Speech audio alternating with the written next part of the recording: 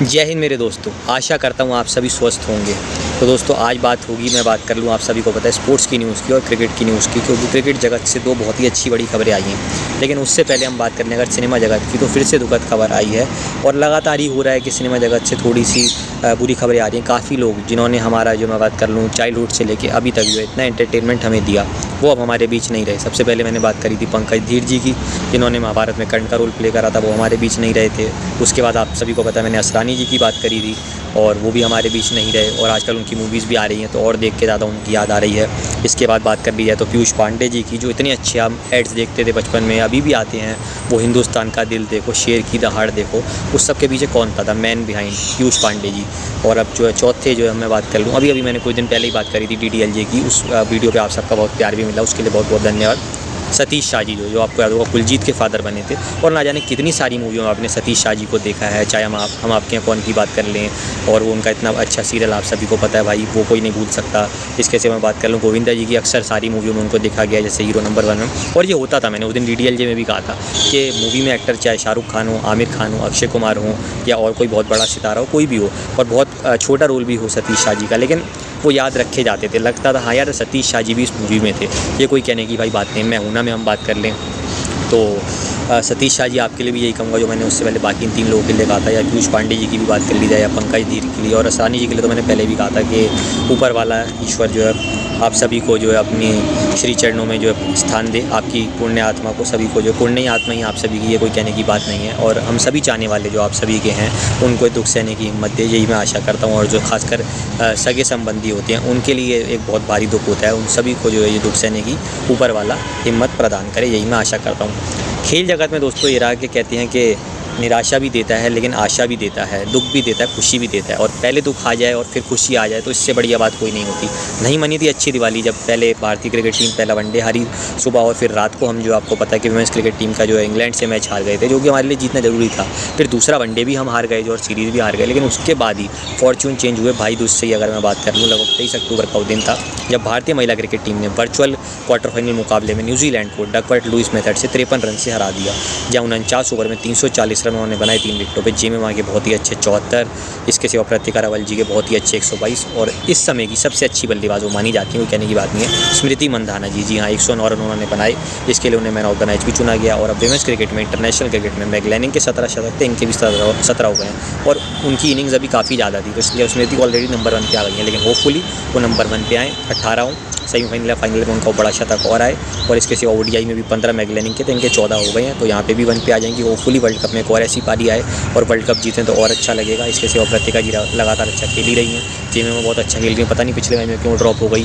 हरमनप्रीत ने भी इससे पिछले मैच में बहुत अच्छा प्रदर्शन करा था। दीप्ति और ऋचा लगातार अच्छा कर रही हैं। बॉलिंग में नीचे कमी है, लेकिन इस मैच में बॉलिंग भी अच्छी दिखी, चाहे हम स्नेह राणा जी की बात कर लें, क्रांति गौड़ की बात कर लें, इसके सिवा रेणुका सिंह ठाकुर आई, मैंने कहा था उनको खिलाना जरूरी है, उन्होंने बहुत अच्छा करा। श्री चढ़नी की बात कर लें। अब देखने वाली बात होगी कि क्या अमनजोत कौर की जगह बन पाएगी या यही सेम टीम खेलेगी, विनिंग कॉम्बिनेशन के साथ ही भारत जाएगा। आप सभी को बता दूं 30 तारीख को गुरुवार को थर्सडे को दिन में 3 बजे से मुकाबला होगा DY पाटिल स्टेडियम मुंबई में। किससे? 7 टाइम वर्ल्ड चैंपियन ऑस्ट्रेलिया से, जिसका नाम सुनते ही बड़े बड़ों की रूह कांप जाती है। लेकिन मैं अगर बात कर लूँ 8 टीमें टोटल हैं वुमेंस क्रिकेट में, और 8 में एक ऑस्ट्रेलिया ही है, तो 7 टीमों से वो खेलती हैं। तो 6 टीमों को मैं बात कर लूँ 1 साइडेड हराती हैं इस वर्ल्ड कप में। मेरा सिर्फ एक ही टीम होती है जिससे वो भाई लगभग मैं बात करूँ हारा हुआ मैच लास्ट में जीत जाते हैं, किस्मत के चलते और थोड़ी हमारी टीम की खुद की कमी के चलते कि हम सोचते हैं नहीं हरा पाते। जी हमारी भारतीय महिला क्रिकेट टीम, लेकिन ऐसा नहीं है, ये 2017 ही तो लग रहा है मुझे। क्यों? अब आप पूछेंगे, वर्चुअल क्वार्टर फाइनल था न्यूजीलैंड से, लेकिन हम जीते थे, उनको बड़े मार्जिन से हराया था। मिथाली का वहाँ शतक था, स्मृति ने शतक लगाया, वहाँ पे हरमन की अच्छी पारी थी, यहाँ प्रतिका की अच्छी पारी थी, वहाँ वेदा की अच्छी पारी थी, यहाँ जेमिमा की बॉलिंग बहुत अच्छी सबकी रही। वहाँ थी आप सभी को याद होगा, मैं बात कर लूँ पूनम यादव और राजेश्वरी गायकवाड़, यहाँ स्नेह राणा थी, श्री चढ़नी थी, तो बहुत चीज़ें कॉमन है। और फिर सेमीफाइनल थर्सडे को ही हुआ था ऑस्ट्रेलिया से, जब फेवरेट्स था ऑस्ट्रेलिया, 100% सबने दिया था, लेकिन कहाँ बारिश हुई, भारत पहले ही बाहर हो जाता बिना खेले। लेकिन 42 ओवर का मैच हुआ, 282 रन बनाए, हरमन के 171 रन, और भारत ने हराया। और फिर फाइनल इंग्लैंड से खेला था, और पहला सेमीफाइनल इंग्लैंड और साउथ अफ्रीका के बीच है, और पिछली बार भी उन्हीं का ही हुआ था। तो ज़्यादातर यही टीमें सेमीफाइनल में आती हैं, तो बिल्कुल 99.9% चांस अगर आप अभी किसी से पूछोगे वो ऑस्ट्रेलिया बोलेगा, लेकिन वो जो 0.1% है ना वो भारी है 99.9% पे अब, क्योंकि अब वक्त बदल चुका है। और होपफुली इस बार भारत बहुत अच्छा खेले, चाहे पहले बल्लेबाजी करे तो बड़े रन बनाए, उन रनों को बचाने की अहमियत अपने अंदर लाए कि भाई हम बचा सकते हैं, वो जज्बा लाए। और चेज़ भी भारत कर सकता है, चाहे 250 हो, 230 हो, 270 हो, इसके ऊपर तो नहीं जाने चाहिए, नहीं तो फिर भारत प्रेशर में आ सकता है, क्योंकि ऑस्ट्रेलिया की बॉलिंग अच्छी है। लेकिन होपफुली हम वर्ल्ड चैंपियन को हराएंगे, यही हम आशा करते हैं। तो सपोर्ट कीजिएगा अपनी टीम को। दिन 30 तारीख को गुरुवार को, बाकी मैं शॉर्ट वीडियोज़ तो डालूंगा ही, और बीच में फिर इस मैच के बारे में बताऊंगा अगर किसी दिन और वीडियो में मिलता हूँ। अब बात कर लेते हैं भाई आखिरी वनडे की, जहाँ ऑस्ट्रेलिया ने 236 रन बनाए। पहले लग रहा था बहुत बड़े रन बनाएगा, हर्षित राणा ने अच्छी बॉलिंग करी। और यार देखो, है मुद्दा यहाँ पे गौतम गंभीर, मोहम्मद शमी या किसी और का नहीं है, लेकिन बात सही है कि आप सिर्फ एक बंदे को ट्रोल करो गंभीर की, ये बात भी गलत नहीं है। देखो टीम कॉम्बिनेशन बहुत सही नहीं बैठ रहा है मेरे हिसाब से, जो मैं भी अक्सर कहता था कि यार वो वैसी बात है, शुभमन अब कप्तान है, साथ में रोहित, विराट, फिर 4 अय्यर, फिर 5 अक्षर, 6 राहुल, इसके बाद मैं बात कर लूँ 7 हार्दिक, 8 जडेजा, फिर कुलदीप, फिर शमी, फिर बुमराह। इसके सिवा एक बैकअप में सिराज हो गए, एक आपके बैकअप ऑलराउंडर हो गए। इसके सिवा मैं बात कर लूँ सुंदर, बैकअप आपके ओपनर हो गए, आपको पता है यशस्वी जायसवाल, बैकअप मिडल ऑर्डर हो गए, कीपर हो गए ऋषभ पंत। और इसके सिवा आप रिजर्व में आप सभी को पता है भाई वरुण को रख सकते हो, अर्शदीप पाजी को रख सकते हो, और हर्षित राणा को रख सकते हो। तो आपके पास 18 बंदे हो जाएंगे। लेकिन अभी कुछ ऐसा चक्कर बैठ रहा है कि बुमराह वैसे नहीं खेल रहे, ऋषभ इंजर्ड हैं, शमी अचानक से क्यों बाहर हो गई ये नहीं समझ में आ रहा। तो कहीं ना कहीं वो एक जो गाज है वो हर्षित राणा पे गिर रही है। गलत भी नहीं होगी, टीम सेलेक्शन ही ऐसे हो रहे हैं। कुलदीप यादव पहले 2 मैच में क्यों बाहर बैठे, ये मेरी समझ के भी परे था भाई, क्योंकि ऑस्ट्रेलिया से आप खेल रहे हो। बुमराह वेस्ट इंडीज़ की जैसी टीम के सामने खेल गए, हम जीत भी गए, और वहाँ उनका इतना यूज़ भी नहीं हुआ, और अब यहाँ उनको रेस्ट दे दिया गया। तो यही थोड़ा अजीब लगता है कि वनडे क्रिकेट को क्यों अहमियत नहीं जाती। और इसमें अकेले गौतम गंभीर को ट्रोल करना ये सही नहीं है, इसमें अजीत अगरकर को भी अकेले ट्रोल करना सही नहीं है। इसमें पूरी बीसीसीआई को आप दोषी ठहरा सकते हैं कि यार ऑस्ट्रेलिया जैसी टीम के सामने बुमराह क्यों नहीं थे, नहीं तो अभी 2-1 की स्कोर लाइन हमारी होती, तो वही वाली बात है। लेकिन हर्षित राणा अच्छी परफॉर्मेंस नहीं कर रहे हैं, ये कहना गलत होगा भाई। हाँ, वो तीनों फॉर्मेट में क्यों खेल रहे हैं ये बिल्कुल सही बात है, क्योंकि आपने कहा है कि हम तीनों फॉर्मेट किसी भी खिलाड़ी को शायद ना दें। भाई यशस्वी जायसवाल भी बहुत अच्छे हैं लेकिन एक ही खेल रहे हैं, शुभमन बहुत अच्छे हैं लेकिन तीनों भी ज़बरदस्ती उनको खिलाए जा रहे हैं, जबकि उनको भी नहीं खिलाए जाने चाहिए। यहाँ पे भी मैं यही कहूँगा, ऋषभ पंत बहुत अच्छे हैं लेकिन उनको भी एक ही खिलाया जा रहा है। तो फिर वही वाली बात है, फिर ये पार्शलिटी क्यों, तो इसलिए वही वाली बात है। लेकिन वेल डन हर्षित, होपफुली आगे आने वाले समय में आप और भी अच्छा करोगे, मैं आशा करता हूँ। शुभमन गिल ने भी अपना ठीक ठाक पारी खेली, इससे अच्छा खेल सकते थे बतौर कप्तान। जैसी पहली उनकी टेस्ट सीरीज़ रही थी वैसे वनडे सीरीज़ नहीं थी, लेकिन आने वाला समय बहुत अच्छा होगा, ये मैं आशा करता हूँ। लेकिन उसके बाद क्या हुआ यार, 69 पर 1 विकेट गिरा और 237 पर 1 ही रहा, 168 रन की नाबाद साझेदारी हुई। अब यार 2020 से 25 में तो ऐसा होता ही नहीं था। तो इज़ दिस यू 2015 to 2019 या 2013 to 2019? Yes, very well said, क्योंकि आफ्टर 2106 डेज एंड 41 इनिंग्स भाई रोको ने कर दिखाया कमाल, दिखा दिया कि आस अभी भी ज़िंदा है, अभी हम ज़िंदा हैं, अभी हम 2027 वर्ल्ड कप खेल के ही जाएंगे। रोहित शर्मा ने खुद ही ये वाली बात बोली थी सिडनी में, आपको याद होगा जब नहीं उस दिन बैटिंग करी थी, मतलब इंडिया की टीम में जगह नहीं बनी 11 बंदों में, तो क्या कहा था, अरे भाई मैं कहीं नहीं जा रहा हूँ। और ठीक है टेस्ट में वो चीज़ गलत साबित हुई, लेकिन वनडे में बिल्कुल सही बात है। ये वही रोहित है जिसने 2008 में फाइनल सचिन के साथ जिताया, ये वही रोहित है जिसने 2016 में 99 रन बनाए थे पांडे के साथ, और अब यहीं विराट के साथ इतनी अच्छी साझेदारी करी कि मज़ा आ गया। तो कहना होगा रोको इज़ बैक, जी हाँ कहना होगा धन्यवाद आपका ईश्वर जो है ऊपर वाले, मज़ा आ गया, आंसुओं को रोकना पड़ गया। एनर्जी की भाई मतलब मैं कोई सीमा ही नहीं रही, इतनी एनर्जी आ गई हो सबकी बॉडी में, इतनी ऊर्जा आ गई हो कि कह ही नहीं सकते। खुशी का हमारी स्माइल का ठिकाना नहीं रहा, बिल्कुल सही बात है, क्योंकि 81 बॉलों में 74 रन बनाए विराट ने, 7 चौके लगाए। और ये कितनी अजीब सी बात है भाई, जो बंदा 25,000 26,000 से ऊपर रन बना चुका है, 27,000 रन बना चुका है, वो अपना 1 रन सेलिब्रेट कर रहा था। यही वक्त होता है भाई, लेकिन बहुत ही अच्छी पारी उसने खेली। इसके सिवा बाद भी ये 150 प्लस की साझेदारी थी, सौरभ सचिन की भी बात थी और इनकी भी। अब पहले पे इसलिए आ गए क्योंकि सौरभ सचिन की आपको सभी को पता है कि ज़्यादा इनिंग्स थी, और इसके सिवा अब ये तीसरे पे आ गए हैं। मैं बात कर लूँ 19 पार्टनरशिप, 18 कब हो गई थी यार, 19 जनवरी 2020 को, और वहाँ से अब 19 भी इतना टाइम लगेगा किसी ने सोचा नहीं था। दिलशान और मैं बात कर लूँ संगाकारा की 20 हैं, तो उसको तो अभी सरपास होपफुली करेंगे, अब और ज़्यादा लगाएं। सचिन और मैं बात कर लूँ सौरभ की 26 हैं, क्या वहाँ तक पहुँच पाएंगे? होपफुली ऐसा हो, ईश्वर करे, क्योंकि 2017 से 19 के बीच इन्होंने 8 साझेदारियाँ करी थी। तो अब क्या 2025 से लेकर 27 तक अगर मैं बात कर लूँ, जो अपना 1.5 साल है, और भारत बहुत सारे वनडे खेलेगा, तो होपफुली ज़्यादा से ज़्यादा बड़ी साझेदारियाँ करें। रोहित 50 75 100 बनाए, ये वैसा 120 वाला रन बनाए, विराट 50 70 100 बनाए, वैसी पार्टनरशिप करें तो मज़ा आ जाएगा। रोहित की हम बात कर लें, क्या कहने, 125 बॉलों में 121 रन, 13 चौके 3 छक्के, और मज़ा आ गया भाई, कहना होगा।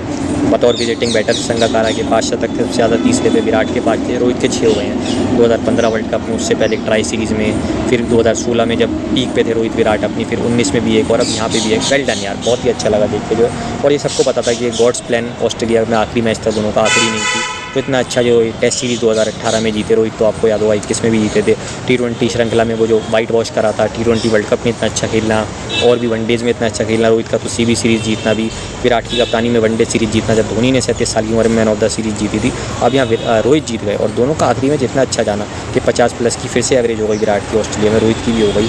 तो बतौर विजिटिंग बैटर गिलक्रिस्ट ने कल बिल्कुल सही कहा था भाई, अगर वो कोई सबसे अच्छे बल्लेबाज कहलाएंगे तो वही दोनों कहलाएंगे, क्योंकि सबसे ज़्यादा रन, सबसे ज़्यादा शतक, सबसे ज़्यादा अर्धशतक, सबसे ज़्यादा अच्छी एवरेज तो कोई कहने की बात नहीं है। अर्धशतक लगा लिया है रोहित ने।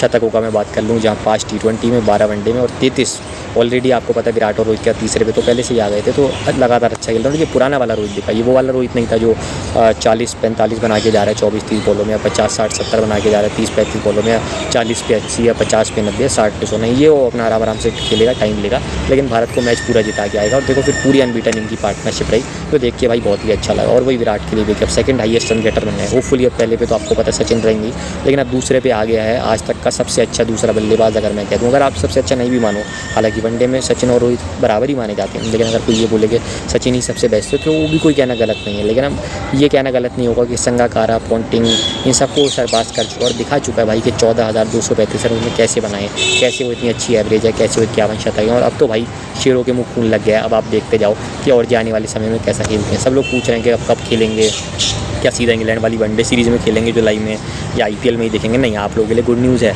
30 नवंबर से तो आपको फिर देखेंगे। 3 मैच की ODI सीरीज़ है साउथ अफ्रीका से, उससे पहले टेस्ट है और उसके बाद ODI है, फिर T20 है, तो बीच में आपको देखने को मिलेंगे। फिर जनवरी में विलियमसन आएंगे, वहाँ 3 ODI देखने को मिलेंगे, तो फुली बहुत अच्छा लगेगा। और यार देखो कितना अच्छा लगता है देख के कि 38.5 के हो चुके हैं रोहित, विराट 37 के हो जाएंगे कुछ दिन में। 5 नवंबर को बर्थडे है, हैप्पी बर्थडे विराट एडवांस में। पिछले 5 मैच जो भारत ने जीते हैं, एक वो वरुण चक्रवर्ती का आप हटा दो, जो पीक पे हैं वरुण चक्रवर्ती, तो 4 मैच में 2 में Rohit man of the match रहे रोहित, और 2 में विराट। आपको याद होगा विराट को पाकिस्तान वाला शतक पर ऑस्ट्रेलिया सेमीफाइनल क्या जिताया, रोहित न्यूजीलैंड के हमने फाइनल, और यहाँ इसके सिवा आप 24 T20 वर्ल्ड कप देख लो, सेमीफाइनल और quarter final Rohit, final Virat. 23 world cup में सबसे ज़्यादा रन किस 2 बंदों के थे, रोहित विराट। तो अब से लगातार अच्छा करते आ रहे हैं जो विराट ने कहा 2013 से ही, 2013 भी कहाँ 10-11 से ही करते आ रहे हैं मेरे हिसाब से तो, और लगातार अभी भी अच्छा कर रहे हैं। तो भाई फिर वो एक्सपीरियंस आपको चाहिए, उनके बिना आप जीत सकते हो लेकिन ज़रूरी नहीं है जीतो, लेकिन इनके साथ जो जीतने का चांस है वो बहुत ज़्यादा ही बढ़ जाएगा। तो वेल डन यार, बहुत ही अच्छा लगा। और मैं वही कह रहा हूँ कि कितनी भी मैं बातें करूँ वो कम पड़ जाएंगी, देख के बहुत अच्छा लगता है। और फिर से एक बार मैं उस ऊपर वाले का भी धन्यवाद करूँगा जिसने फिर से एक बार दिन दिखाई, क्योंकि हमेशा आस रहती थी, लोग पूछते थे भाई कि कब होगा, और मैं भी सोचता था। और देखो ड्रॉट फाइनली एंडेड कहना हुआ, जैसे बहुत सारे ड्रॉट एंड हो चुके हैं, ये ड्रॉट भी एंड हो चुका है। तो उसके लिए फिर से बहुत बहुत ऊपर वाले का धन्यवाद, रोको का बहुत बहुत धन्यवाद। बहुत अच्छा लगा। बाद में शास्त्री जी और गिलक्रिस्ट थे, वो इंटरव्यू हुआ। Man of the match Rohit, man of the series Rohit, और मैन ऑफ द मैं बात कर लूँ player of the match Virat रहे। बाकी सब चीज़ें रोहित की रही, वही जो मैंने कहा 38.5 साल की उम्र में।